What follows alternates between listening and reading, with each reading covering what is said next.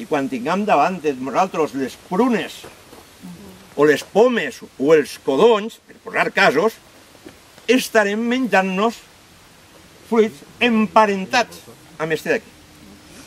Alguns dels quals, a més, també són astringents. El codony, el membrillo, veritat que sí? Que és astringent. Home, clar que sí. Perquè alguns han desenvolupat aquestes substàncies com a mecanisme defensiu front a l'agressió dels animals que volen menjar-se'ls. D'una altra que teniu aquí, al seu costat de les roses, teniu l'albarcer, la zarzamora. El veu ahí? Que encara té mores per menjar. Veritat que sí? Boníssimes, també riquíssimes en vitamina C, la flor preciosa. El que passa és que és un arbust, una liana més eina, invasora. I en quan la deixes que vaja pel seu compte, sobretot en llocs que combinen una certa humitat, com aquí, i que no tinguin massa sol, que no hi hagi massa il·luminació, triomfarà l'esbarcer. I a més, quan vagi creixent, ell mateixa anirà baixant algunes rames, enterrant-les en terra i donant lloc a una altra planta, i després a una altra, i una altra, i serà una plaga. I no hi haurà manera de llevar-la per mitjans, diguem, normals, perquè és rebrota i rebrota i rebrota. La fruita, fantàstica, en cru o preparada. La flor, bellíssima. Les fulles similars al de l'olm, el rubus ulmifolius fa referència a això. El rubus, que és això, ulmifolius, que té les fulles com un ulmus, com un olmo. Esta és una planta que veureu amb freqüència a la vora de les carreteres.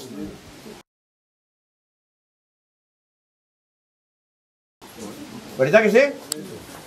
Acompanyarà probablement al fenoll, a l'hinojo, o bé també a una herba, que és una gramínia, que es diu albelatge, que té una tonalitat com encarnar, com vermellenca, i formaria unes praderies enormes, i és una gramínia sabanoide, que va arribar aquí ja fa molt de temps, de les sabanes africanes, i s'ha instal·lat, la mar de bé, i s'ha usat per a donar-li de menjar als matxos, als mulos, i també per a cobrir els bucs, els ruscos, les panales de les abelles, perquè impermeabilitza la coberta.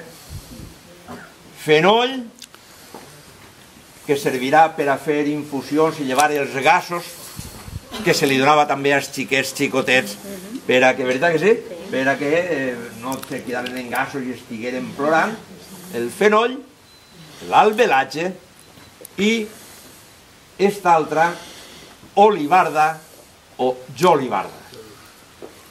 Segons els llocs, olivarda o jolivarda. El nom d'olivarda, perquè jolivarda és com si fos una deformació, per això com el jolivert, doncs jolivarda, la olivarda, fa referència a que moltes d'aquestes plantes són picades per un insecte que deposita l'ou, els ous allí, i la planta, com a reacció, comença a formar una mena d'envoltori que s'assembla a una oliva. Com a voltes veien esta planta plena d'olives menudes, olivarda. Això és molt freqüent en el nostre territori. Moltes plantes són atacades per insectes i a partir d'ahí la reacció de la planta produeix una mena d'envoltori per a que aquests insectes, a mesura que vagin transformant-se el que és l'ou en la larva i després l'insecte, estiguen separats, estiguen aïllats i no continuen agredint a la planta. En alguns casos, aquestes excrescències, aquestes agalles, que en aquest cas, diguem, se pareix a una oliva, tenen formes tan peculiars que li han donat el nom a la planta mateixa, perquè cridava més l'atenció la galla que la planta. L'olivarda, l'olivarda. Esta planta serveix per a moltes coses. Una herba d'aixes que creix espontàniament, no és cultivada, però la gent li ha trobat usos. La etnobotànica intenta arreplegar els usos que ha fet la gent.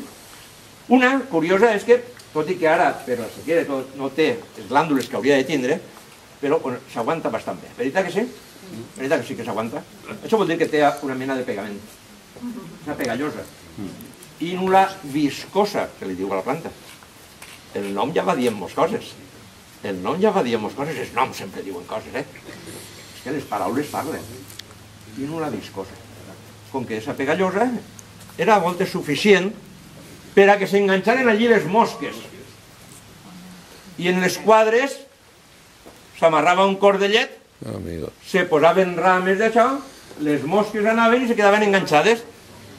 I després agarraven les rames plenes de mosques, per sequiar i fora. S'ha usat també per a tallar la sang en ferides. I molta gent en el camp, ferida que es feia, un emplaste d'estó matxacat damunt i talla molt bé la sang. I evita molt bé la infecció.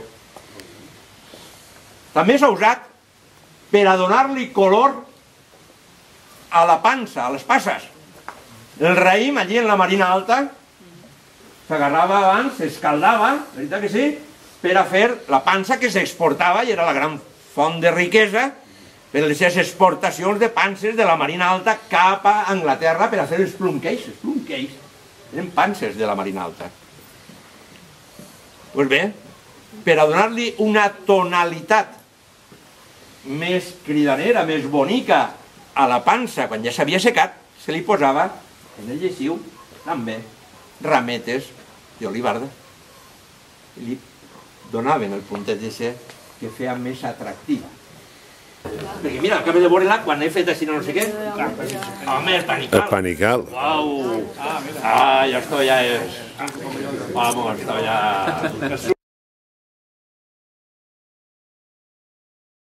El sumo. Senteu-vos perquè porteu un sac de dormir i ja. Què va? Ho faré breu, ho faré breu. Ho faré breu. Si vos agrada la pintura històrica, algú recordareu l'autorretrat de Durero.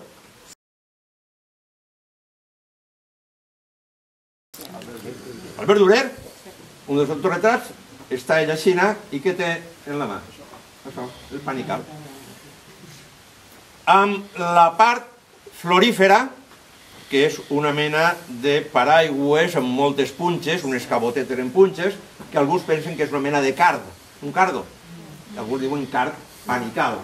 El nom més habitual és panical, o panicar, però també card panical. Ara molta gent i s'ha muntat a buscar això perquè quan ha plogut creixeran aquí baix uns bolets, unes setes que es diuen gírgoles. Gírgoles de panical, que en la venda, quan se venen allí, posen per seta de cardo. Us sona? Sí. Boníssimes i cares. I cares. Gírgola de panical. Seta de cardo, lo de seta, sí, però cardo alerta. És un error habitual, perquè com veuen que és una planta que punxa, molta gent li diu card.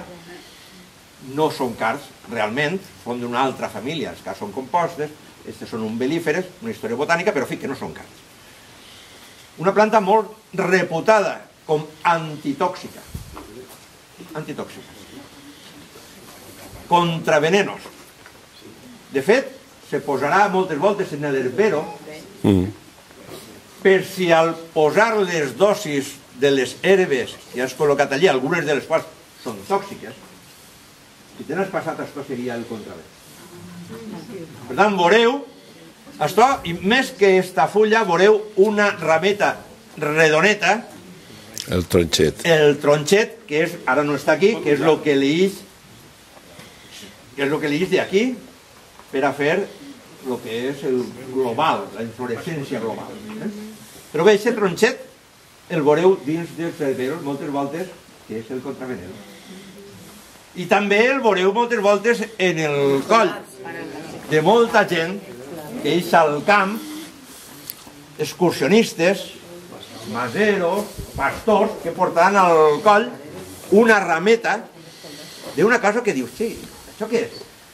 L'interior, la mèdula és fluixeta, que has pogut passar per allí una cordeta, l'has cordat, i això prevé les escaldadures, de